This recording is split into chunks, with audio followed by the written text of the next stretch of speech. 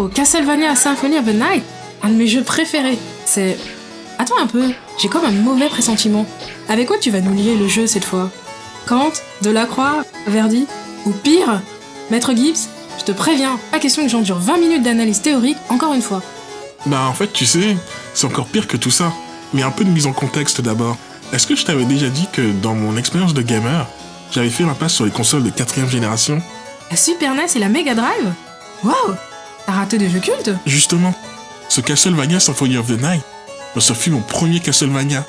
Une claque, je te l'avoue, qui a mis un peu de temps à se dessiner car lors de mes premières parties, j'avais vraiment du mal à donner du crédit à un jeu misant tout sur la 2D, en pleine période de révolution des polygones. Il faut dire qu'à l'époque, chaque grosse licence opérait sa transition à la 3D, ce qui donnait un côté un peu has-been au gaming en 2 dimensions. De ce fait, j'ai un peu mis ce Castlevania injustement de côté, avant d'y revenir que quelques années plus tard. Tiens, laisse-moi deviner. Tu as découvert que ce qui constituait la source de tes critiques était en fait la principale qualité du jeu, n'est-ce pas? Alors je déteste quand tu as raison.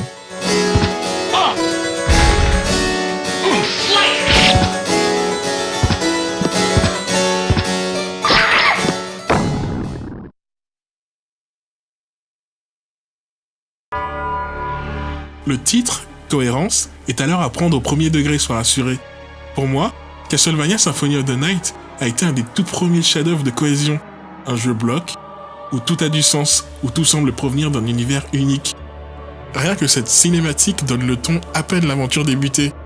Après, des graphismes en passant par la musique, les bruitages, le gameplay, la progression, le level design, l'histoire et tout l'univers, chaque aspect est d'un équilibre presque effrayant. À ce stade, le soft de Konami fait presque peur de cohérence. Et c'est justement sur quoi on va s'attarder dans cet épisode. Plutôt cool, hein?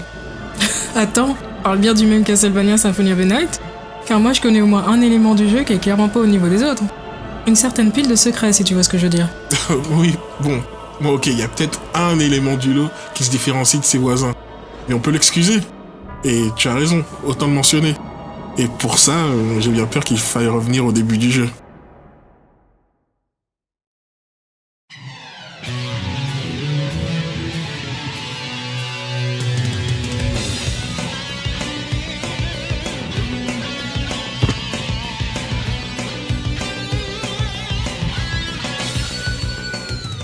Meurs, sale monstre! Ton règne d'infidélité arrive à sa culminance. Tu te fourvoies, fervent réticulé. Ma présence en ces lieux la façon pareille. Je ne suis présentement que par ma présence. Mais ne commets pas le lire de me prendre pour la moitié d'un tien, tu l'auras. Oh, Lénine, réveille-toi. Tu ne t'en tireras si bon compte que s'ils le font les bons amis. Mais pourquoi tu me fais chier, au fait? Tu oublies que je suis Dracula, quand même. Par définition, tu peux pas tester, enculé. Alors oui, pour le coup, j'avoue, je te le concède. Le doublage des versions PAL et NTSC est au moins à ce niveau. Et l'humour foireux en moins. Mais bon, avec assez d'imagination, tu sais, on arrive à se persuader qu'en fait, Alucard est vachement sexy avec une voix de Vigile d'Auchan. Et que même Maria est parfaite dans son imitation de Jeanne dans Caméra Café. Oui, et du coup, tout ton discours sur la cohérence absolue, on en fait quoi? Eh ben, il en a rien affecté. Car voilà, en tant que jeu japonais, seule la VO compte. Et oui, et crois-moi, pour avoir assisté à quasiment 5% de mes cours de japonais à la fac, je peux t'assurer que la version doublée dans la langue de Shinji Kagawa relève carrément le niveau. Et d'ailleurs, par exemple, Alucard version nippon, c'est plus du tout le type qui gobe des anabolisants, mais plutôt le genre samouraï qui fait fondre les meufs comme de la rillette sur un radiateur.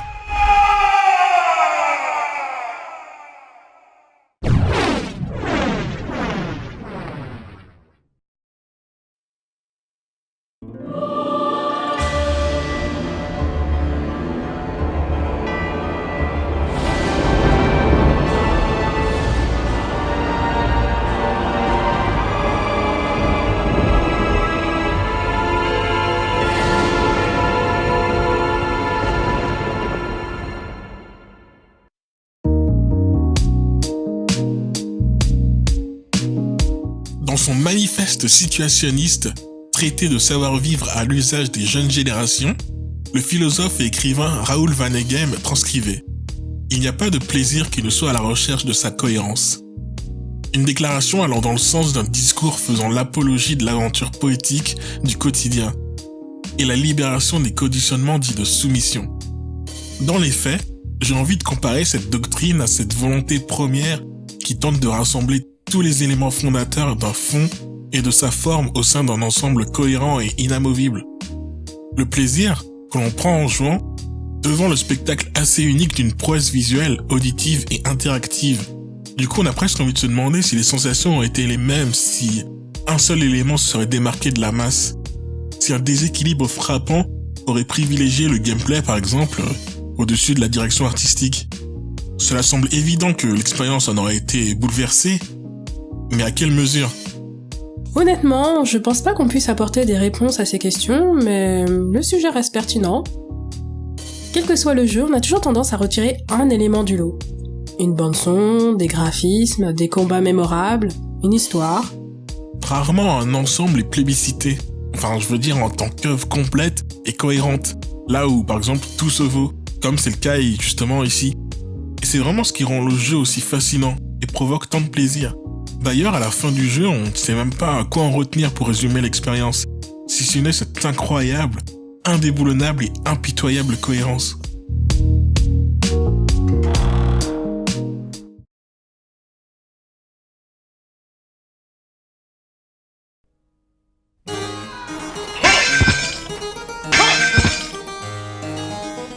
Pour revenir à ce que tu disais au début, on peut clairement se réjouir d'avoir eu un jeu purement en 2D.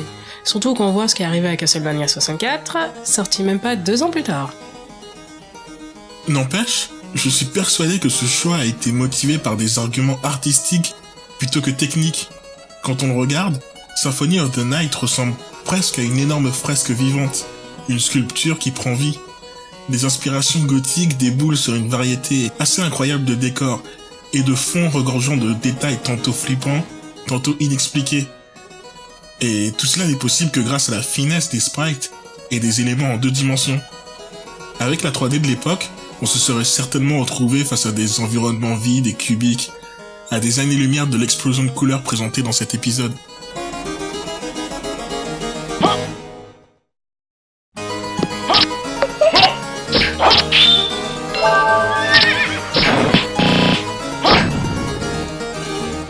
À aucun moment on ne sort du jeu, la faute à un ennemi trop singulier ou une débilité qui s'éloigne trop de l'aspect original de l'œuvre. Et pourtant, il en existe des étrangetés dans le soft de Konami. Entre les préservatifs volants et les squelettes verts qui shootent des lasers par leur bite, le bestiaire n'a pas vraiment à rougir face aux ennemis les plus loufoques des jeux précédents. Mais ici, tout fonctionne sans accroc. Le soft se paye même le luxe de créer plusieurs sortes de melting pots culturels, où s'entremêlent mythologie grecque, imagerie chrétienne, romantisme baroque, surréalisme et références contemporaines dans un même chapeau. Waouh! Et toujours sans créer le moindre sentiment de malaise ou de paradoxe.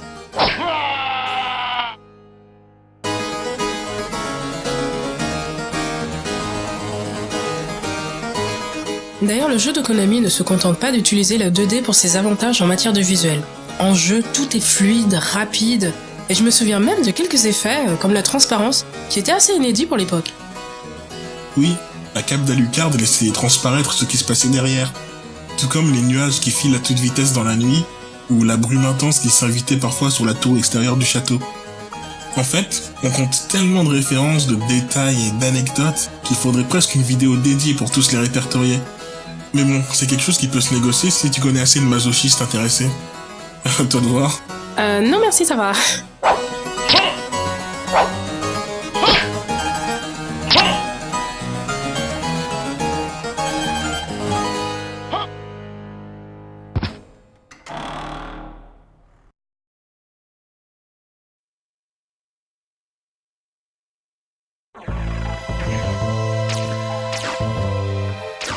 Bon, après avoir vu, forcément, on écoute.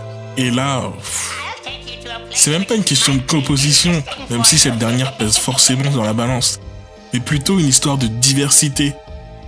Des nuances, encore des nuances. Une fois subtiles, puis ensuite opérant dans un grand écart juste l'écran d'après. Tu vois le melting pot dont je parlais tout à l'heure? Et ben là je peux te dire qu'on est vraiment dedans. C'est vrai qu'on trouve vraiment de tout dans la bande-son du jeu. Rien que la musique du menu principal, entièrement chantée sous forme de prière, c'est la première chose qu'on entend d'ailleurs lorsqu'on lance le jeu.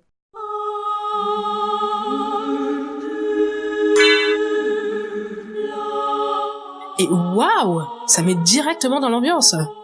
Surtout quand on interprète le truc et qu'on comprend que c'est une prière adressée au joueur pour le prévenir de ce qui va bientôt endurer, chapeau. Et si seulement il n'y avait que ça. Car de la prière médiévale, on passe vite au très Castlevania-esque Dracula's Castle, qui nous fait croire 5 minutes que l'on aura droit à une OST dans la lignée des épisodes Super Nintendo.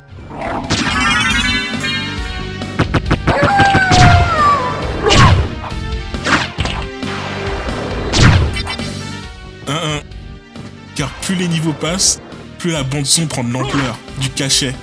Les instruments gagnent en grandiloquence, le piano s'efface derrière le clavecin, qui laisse place à l'orgue, qui lui-même se décale pour laisser la place à la guitare électrique oversaturée.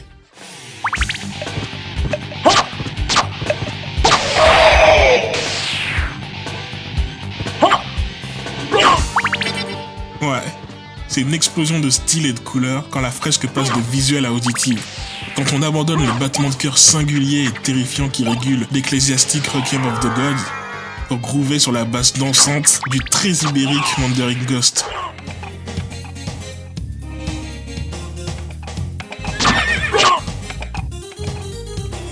Dans tous les cas, cette volonté, excuse mon vocabulaire, extrêmement couillue, surtout pour une femme, de mélanger les instruments modernes et les classiques, pas complètement pris de court à l'époque.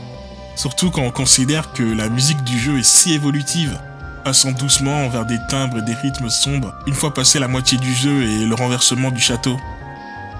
En bref, le tout est encore une fois d'une cohérence absolue. Écoute-moi par exemple ce solo d'orgue sur Crystal Teardrop, un son volontairement étouffé d'une batterie en mode trip-hop, le chœur qui prend alors la relève. D'abord tout doucement, puis il insiste dans les aigus comme pour soulager le clavier. Et tous les deux s'effacent ensemble juste au moment de la boucle finale. C'est juste magistral. Et tu peux m'excuser 2 secondes, il faut vraiment que j'aille changer de caleçon.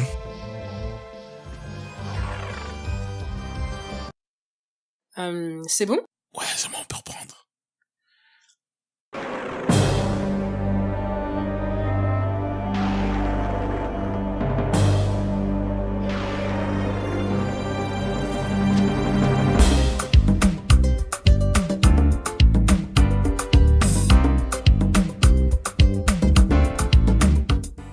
Après avoir vu et après avoir écouté, prenons enfin le temps de jouer. Et là, je t'avoue que je ne sais même pas par où commencer tellement il y a à dire. Oui, d'ailleurs on est presque à 15 minutes de vidéo là. Donc si tu pouvais mettre un coup d'accélérateur, histoire d'avoir fini avant que tout le monde soit endormi, ce serait pas mal. Attends, c'est quand même pas de ma faute si le soft de Konami est plein comme un œuf. Mais bon, tout le monde aime un bon challenge et si on commençait par la diversité. Non, pas celle qui aurait poussé les progressistes à demander plus de noirs et d'arabes en Transylvanie, mais plutôt celle du nombre ahurissant d'armes, d'objets, de boucliers et autres sorts magiques à utiliser. La plupart viennent même avec des animations ou des coups spéciaux propres, histoire qu'Alucard ne fasse définitivement pas tâche au milieu de cette fresque à la fois visuelle et sonore. Dans le level design, la progression basée sur l'acquisition de nouveaux pouvoirs, et même l'histoire, tout est fait pour que le joueur ait toujours un objectif en tête, un endroit à découvrir ou à revisiter, voire un ennemi à farmer. Mais la vraie profondeur du gameplay, selon moi, réside dans le château inversé. Paradoxalement, ce dernier nous en dit plus sur toute la première partie du jeu que le scénario. Le fait de simplement inverser les niveaux a pour conséquence de les rendre décousus, plus bruts, terrifiants et donc plus légitimes. C'est quelque chose qui a été sous notre nez dès les premières secondes et que personne n'a été foutu de voir. Car il s'agit là du vrai château, celui où se terre le vrai Dracula, ses vrais pouvoirs et ses vrais serviteurs. Lors de la transition, On se sent presque floué d'avoir mordu à l'hameçon de la demeure factice, où tout est propre, les ennemis presque inoffensifs, et globalement tout sonne faux. D'ailleurs, Richter y a cru lui, et le joueur, en prenant des décisions vraiment à la légère ou un peu trop rapides, peut lui aussi s'y arrêter et finir le jeu, au final sans vraiment l'avoir commencé. Imagine un BioShock ou un Spec Ops The Line, où le jeu continuerait après le cliffhanger final. Ça serait absolument dingue, et pourtant c'est exactement ce qui se passe ici. Donc oui, comme pour les graphismes, comme pour sa musique, Castlevania Symphony of the Night part dans tous les sens, en maintenant pourtant une cohérence ferme. Ici délimitée par l'adaptation des codes des jeux de rôle, au-dessus de ceux des jeux de plateforme action. Et dans ce nouveau costume, le jeu se sent bien moins à l'étroit, tant il a su innover en s'inspirant de la concurrence. Et ça, c'est peut-être son plus grand accomplissement.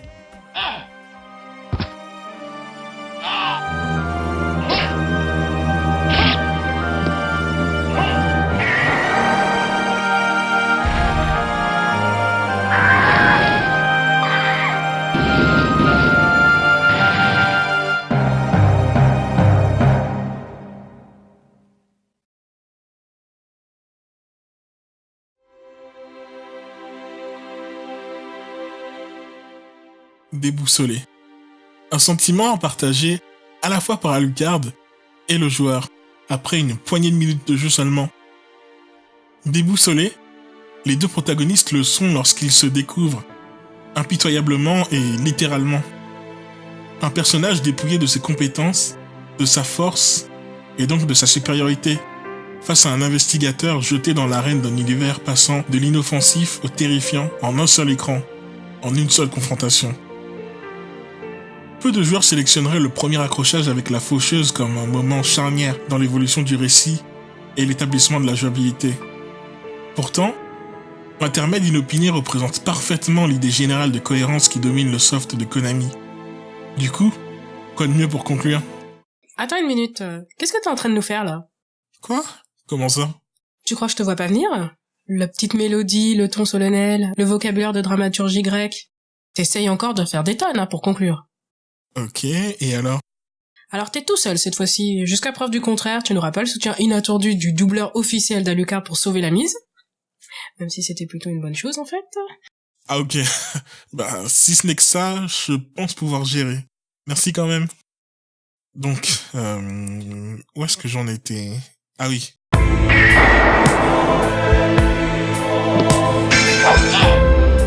Au final, c'est donc bien au moment précis où le second de Dracula nous arrache tout privilège que j'ai compris que Castlevania n'était clairement pas un soft standard, sans ambition ni démesure.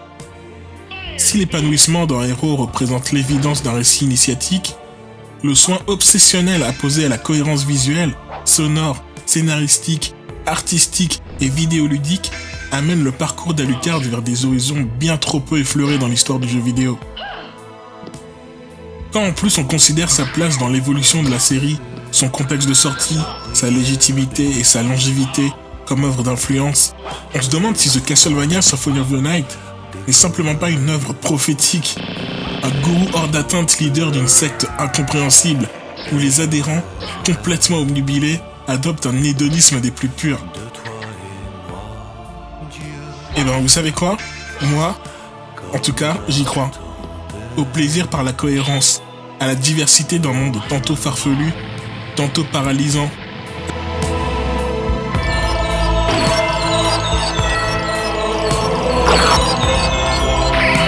Mais le plus important, la petite cerise sur le gâteau, reste cette surprise, dans la découverte, dans la progression, dans la profondeur.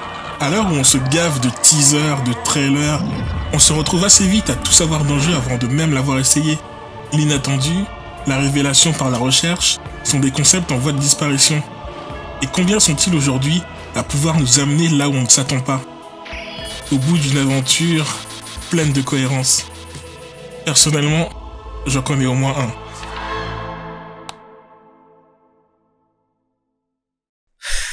T'es chiant à force.